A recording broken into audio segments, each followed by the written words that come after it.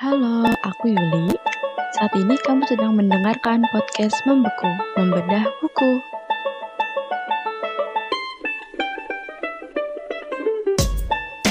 Oke, jadi di episode kali ini, aku akan membedah sebuah buku yang berjudul Keajaiban Toko Kelontong Namiya.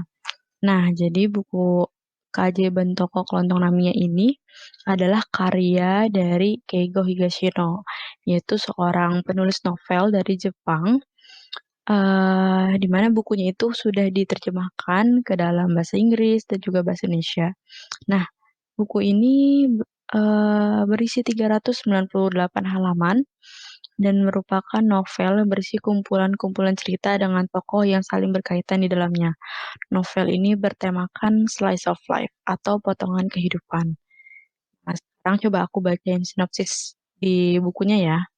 Ketika tiga pemuda berandal bersembunyi di toko kelontong tak berpenghuni setelah melakukan pencurian, sepucuk surat misterius mendadak diselipkan ke dalam toko melalui lubang surat. Surat yang berisi permintaan saran sungguh aneh. Namun, surat aneh itu ternyata membawa mereka dalam petualangan melintasi waktu, menggantikan peran kakek pemilik toko kelontong yang menghabiskan tahun-tahun terakhirnya memberikan nasihat tulus kepada orang-orang yang meminta bantuan hanya untuk satu malam. Dan saat fajar menjelang, hidup ketiga sahabat itu tidak akan pernah sama lagi. Eh, jadi aku coba menceritakan gambaran cerita dari novel ini secara garis besar ya. Jadi buku ini menceritakan tentang tiga orang pemuda yang sedang melakukan aksi pencurian dan kemudian mereka mencari tempat untuk persembunyian. Lalu, mereka datang ke sebuah toko kelontong yang tak berpenghuni. Toko tersebut bernama Toko Kelontong Namiya. Persembunyian mereka di toko ini menjadi titik awal petualangan mereka ke masa lalu, melalui surat-surat yang berada di toko surat di Toko Kelontong Namiya.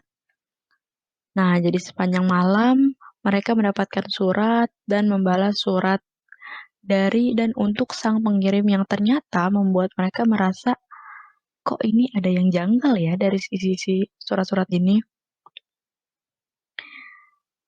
Kejanggalan-kejanggalan itu antara lain surat itu sampai dalam waktu yang cepat, dan ketika mereka membalas, tidak menunggu beberapa hitungan jam, bahkan menit, bahkan dalam hitungan detik, sudah ada balasan surat selanjutnya.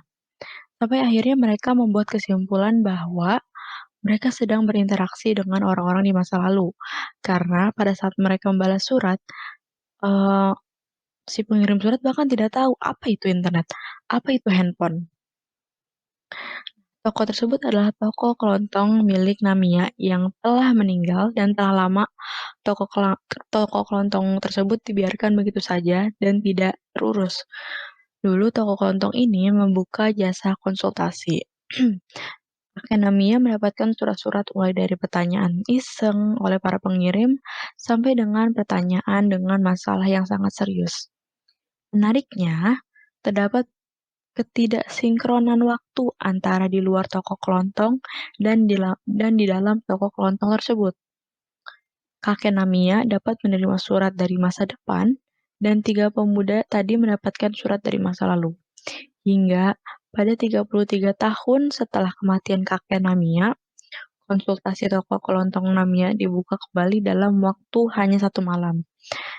Nah, tentu saja hal ini dilakukan atas dasar wasiat kakek Namiya sebelum kakek tersebut meninggal dunia. Momen ini menjadi kesempatan bagi para pengirim surat yang dulu mendapatkan saran dan bahkan saran ini sampai mengubah hidup mereka gitu ya, untuk mengirim surat kembali dan mengucapkan terima kasih kepada kakek Namiya. Dalam novel ini terdapat kumpulan cerita dari berbagai tokoh yang semuanya diceritakan melalui proses surat menyurat antara pengirim dengan tokoh kelontong Namiya. Nah, ada beberapa tokoh dalam novel ini. Antara lain, ada atlet olimpiade, musisi amatir, seorang anak direktur yang harus kabur dari orang tuanya dan mengubah identitasnya, seorang perempuan yang hamil di luar nikah oleh laki-laki yang sudah memiliki istri, serta seorang perempuan yang bekerja sebagai wanita malam ya, dan ingin mengubah nasibnya menjadi seorang pebisnis. Nah, semua cerita dari semua tokoh tersebut memiliki keterkaitan antar cerita. Bahkan, menurutku sangat berkaitan untuk disebut sebuah kebetulan gitu, karena saling berkaitan. Oke, dari sini ada beberapa hal yang bisa kita lihat dari buku tersebut. Yang pertama, buku ini mengajarkan kita untuk berempati. Melalui tokoh kakek Namiya yang selalu berusaha membalas surat-surat yang datang dengan baik dan berusaha menempatkan dirinya sebagai seseorang yang sedang berkonsultasi dan mengalami masalah yang sama. Istilahnya adalah the ability to put ourselves in others' shoes. Yang kedua, buku ini memperlihatkan kita bahwa bagaimanapun nasihat yang diberikan oleh orang lain pada kita atau orang lain yang atau dari orang lain, maksudnya buku ini tuh mengajarkan kita bahwa nasihat apapun yang dikasih oleh orang lain kepada kita, sebenarnya yang paling tahu jawabannya itu adalah diri kita sendiri. Pilihan apa yang perlu diambil, yang jauh lebih mengetahui adalah diri kita sendiri. Kita yang paling memahami masalah yang sedang kita hadapi. Namun, kita tetap perlu kita tetap perlu mendapatkan insight dari orang lain nih untuk, membantu kita menguraikan masalah apa sih yang sebenarnya lagi terjadi sama kita, pilihan apa aja sih yang bisa kita ambil, kayak gitu. Tapi at the end of the day, semua pilihan itu adalah kita yang memutuskan, gitu. Dan, ketiga, melalui buku ini kita juga bisa melihat bahwa tidak ada cerita dan keresahan yang tidak penting. Melalui kalimat sang kakek Namiya saat menanggapi surat yang terkesan iseng, kakek mengatakan bahwa entah berisi hinaan atau hanya ulah iseng, semua orang yang mengirimkan surat ke toko Namiya pada dasarnya adalah orang-orang yang ingin menceritakan masalah mereka. Di dalam hati mereka seperti ada lubang menganga dan semua itu berharga bagi mereka mengalir keluar dari sana. Oke, bagus banget kan ya kalimatnya. Dan yang terakhir itu pada salah satu surat berisi pertanyaan,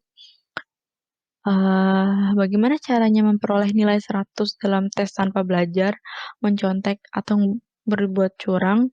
Apa yang harus saya lakukan? Ini mungkin terkesan iseng ya, tapi kemudian kakek Name menjawab, minta pada gurumu untuk membuatkan soal tes tentang dirimu sendiri. Dijamin semua jawabanmu akan benar. Nah, dari jawaban ini, si pengirim surat akhirnya selalu memikirkan jawaban dari kakek Namiya. Apa ya maksudnya meminta guru untuk membuatkan soal tentang diri sendiri? Dan jawaban ini pun terus-menerus diingat oleh si pengirim surat yang saat itu masih berusia anak SD gitu. Dan hingga saat ia dewasa, barulah ia paham bahwa nasihat sang kakek dan nasihat sang kakek itu sangat bermanfaat dan dapat mempengaruhi bahkan mengubah hidup orang tersebut hingga saat dia dewasa. Nah, uraian hal-hal yang, bisa kita pelajari tadi di atas itu sebenarnya menurut aku ya, mungkin kalau teman-teman baca bukunya akan berbeda atau mungkin ada hal-hal lain yang, teman-teman dapatkan dari buku ini. Mungkin bisa boleh ditulis di kolom komentar hal apa yang teman-teman dapatkan dari membaca buku ini.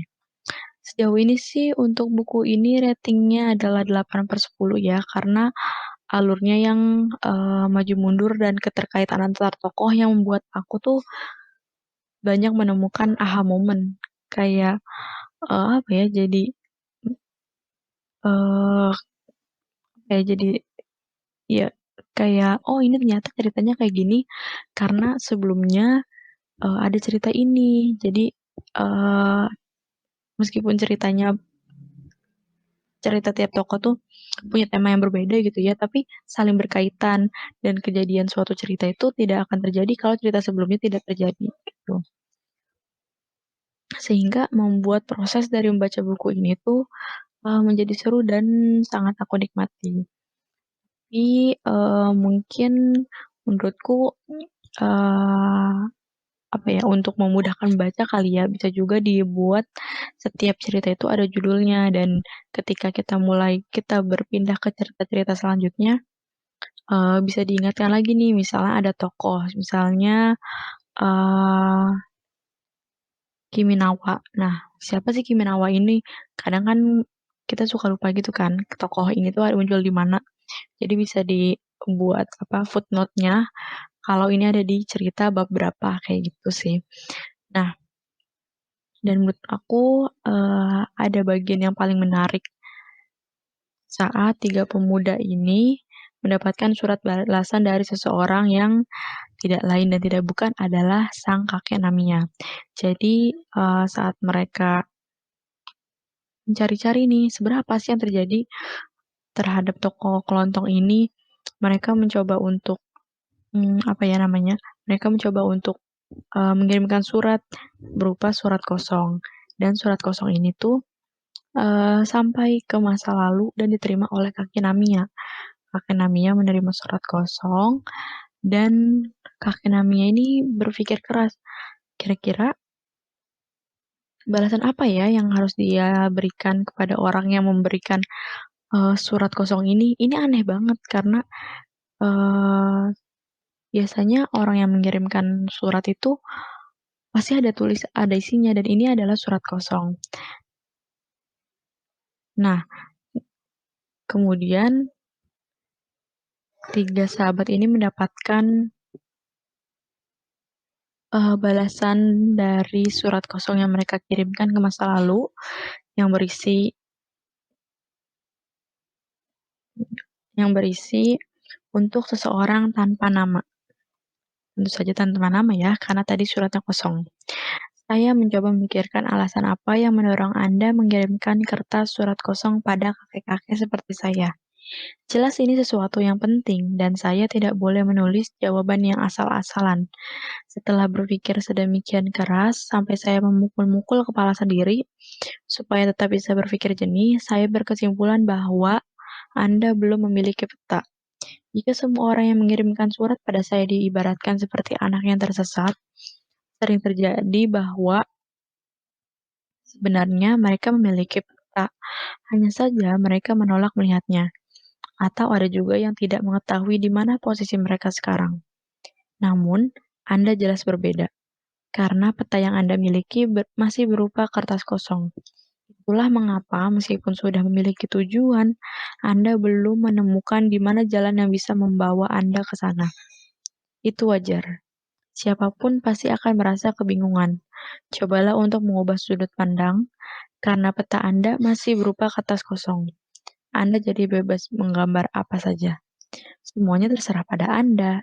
Anda bebas melakukan apa saja, karena kesempatan terbentang luas di hadapan Anda. Bagi saya, ini adalah hal yang menakjubkan. Percayalah pada diri sendiri. Saya doakan semoga Anda bisa menjalani hidup dengan bebas tanpa penyesalan. Setelah ini, saya tidak akan pernah lagi menulis surat balasan untuk permintaan konsultasi. Tapi saya ucapkan terima kasih banyak atas pertanyaan yang luar biasa menggugah ini. Toko Kelontong Namiya. Nah, dari surat ini, seperti sinopsis yang aku bacain tadi ya, bahwa isi surat ini yang akan membuat hidup mereka tak akan pernah sama lagi. Nah, penasaran kan? Kalau gitu, silahkan beli bukunya dan dibaca bukunya. Lalu, boleh banget komen mengenai apa sih yang teman-teman dapatkan dari membaca buku Toko Kelontong Namiya ini. Oke, segitu aja. Terima kasih.